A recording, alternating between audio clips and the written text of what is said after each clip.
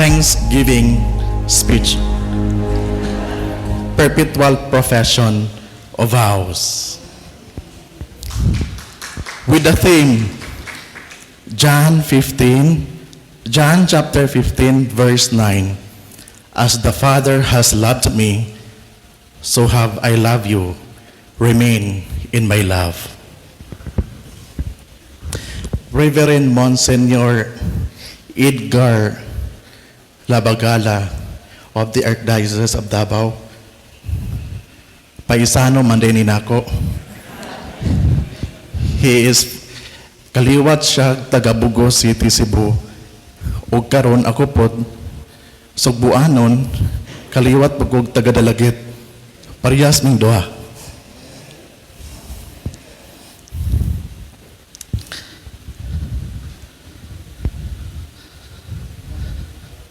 Delegate Superior and Council headed by Brother Lok Bodro SC, religious men and women na adinhi karon,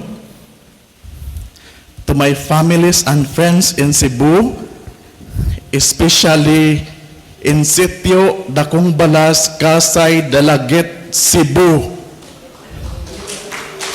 Atong pakpakan. Kay naa sila karon sa St. Vincent Ferrer Chapel sa mong kapilya. Nagtanaw nako karon.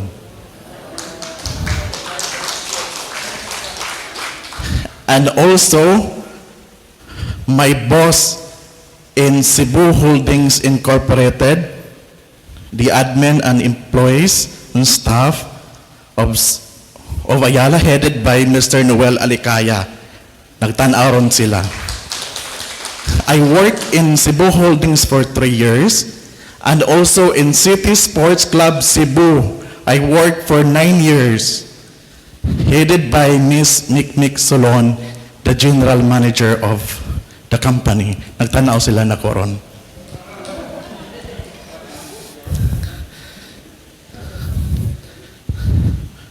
To my families and friends in Cebu who are watching via FB Live, honored guests and friends, good morning. Especially to my nanay, Mrs. Belen Reyes. She is also from Karkar City, Cebu. I'm so happy kay nay mga Sugbuanon. Today, I celebrate God's mercy and love to me through the gift of my religious vocation. Allow me to have you a little glimpse of my religious story and how John chapter 15 verse 9, as the Father has loved me, so have I loved you. Remain in my love. Captivates me to persevere and to experience this indescribable joy at this moment with all of you as witnesses amidst the threat of COVID-19. You are here joining me, and I am truly glad and thankful of your presence. I would like to unfold my religious story by enumerating some important events that open doors to become what am I today. My discernment retreat in 2009. I was invited by Brother Justado Mondihar Jr. to attend a discernment retreat in Capernaum Animation Youth Center in Garden City of Samal for 7 days. This is my first time travel from Cebu to Samal Island. Of course, fear of the unknown was there. But while on my travel, God's message to remain in my love resonates. So I let go of my fear so that I could discern well. Fortunately, my retreat enables me to feel at home, and the name Sacred Heart attracts me to belong to this congregation. My postulancy with Brother Lok Bodro SC, now he is the Delegate Superior, being edified with the virtues of the two professed brothers captures me to persevere and discover more the meaning of God's message for me to remain in my love. I am very grateful with Brother Luke, who was my formator at that time. His kindness and patience in accompanying me to attend my classes in Formation Institute for Religious FIR batch 2010 allows me to discern and know more about myself. I am also thankful to Brother Paul Dion, who was the former superior in Matina. I received words of encouragement from Brother Paul, but his good examples encouraged me more to continue. By the guidance of these two professed, God often reminded me to remain in my love so that I could grow in the vocation He has prepared for me. Currently, Brother Paul is now residing at his mother community in Canada. His more than half of his life stay in the Philippines was indeed fruitful, and I am one of his fruit.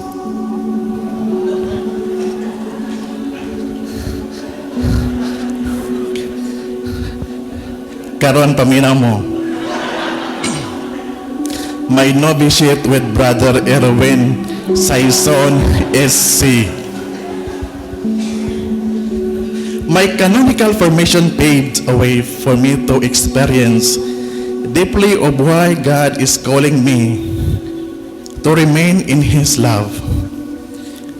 Reminiscing my novitiate life was not easy yet wonderful. It was the time I thought of God's absence and that He abandoned me.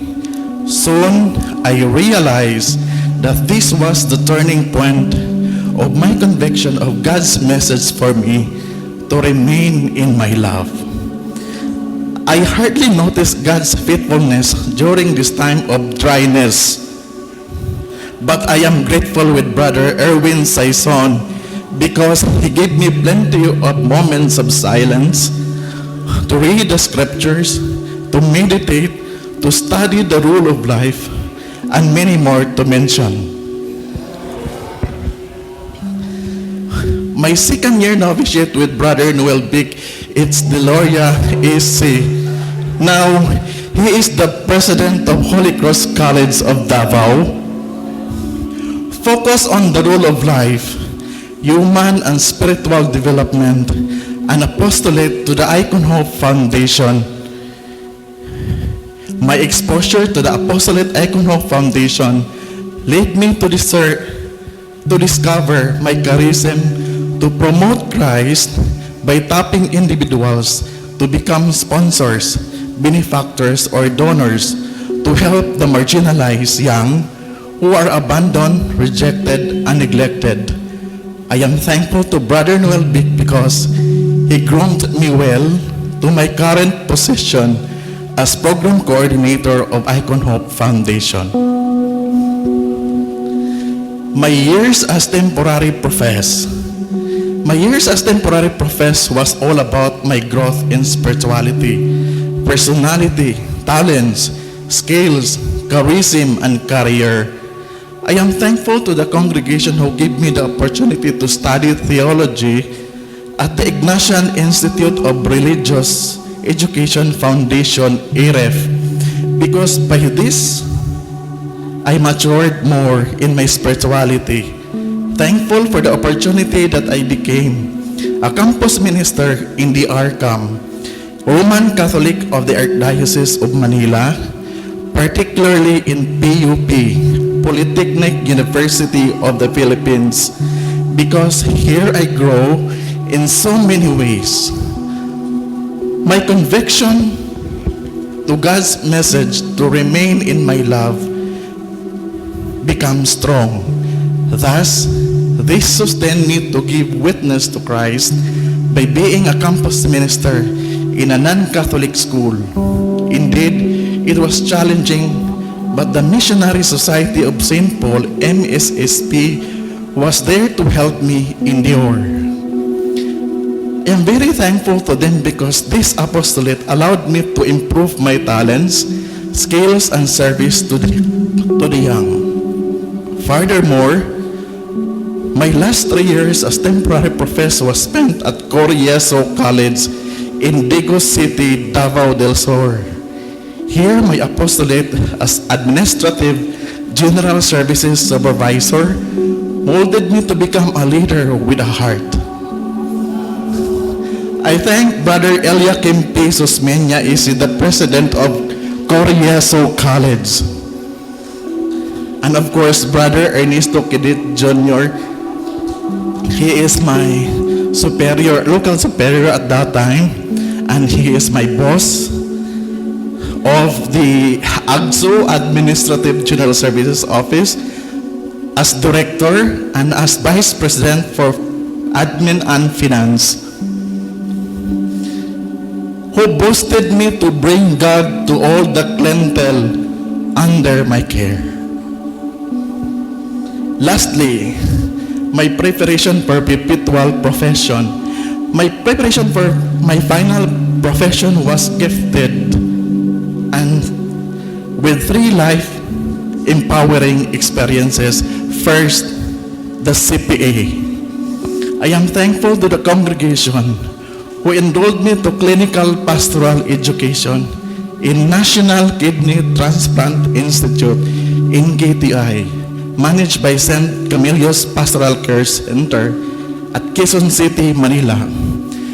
My mentor was Reverend Esther Galyagan, UCCP, who empowered me to bring Christ's presence to those who are suffering. She taught me so many things by her processing lectures. Thus, I learned to facilitate patients to see Christ's suffering in their own suffering. Second, was my 30-day retreat in Jesuits Novitiate House in Novaliches, Manila, whom my spiritual director was Sister Joy Humawan Ukarm. My 30-day retreat empowered me to constantly seek God's leading in my day-to-day living. Lastly, my unexpected journey in Rome, Italy.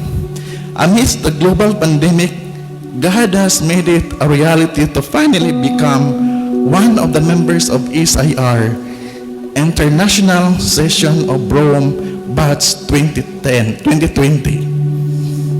I traveled alone and experienced the beauty of coming together and meeting the brothers of the Sacred Heart from other parts of the globe. We may differ in nationalities, colors, cultures, language spoken, but we speak the language of love that made all our activities remarkable and bonding strong. That is my short religious story before coming to this day of professing my perpetual profession of vows as religious of the Brothers of the Sacred Heart. You are all part of my journey. I want to ask from you your earnest prayer for my holy perseverance and faithfulness to remain God's love as I continue to pray for your intentions too. I am fully aware that growth and learning is a lifelong process. I may stumble and fall along the way. I will not worry because I have a congregation, families and friends ready to pick up me, and hand in hand, we will continue our walk to holiness until our last breath. We will utter the words of St. Paul in 2 Timothy chapter 4,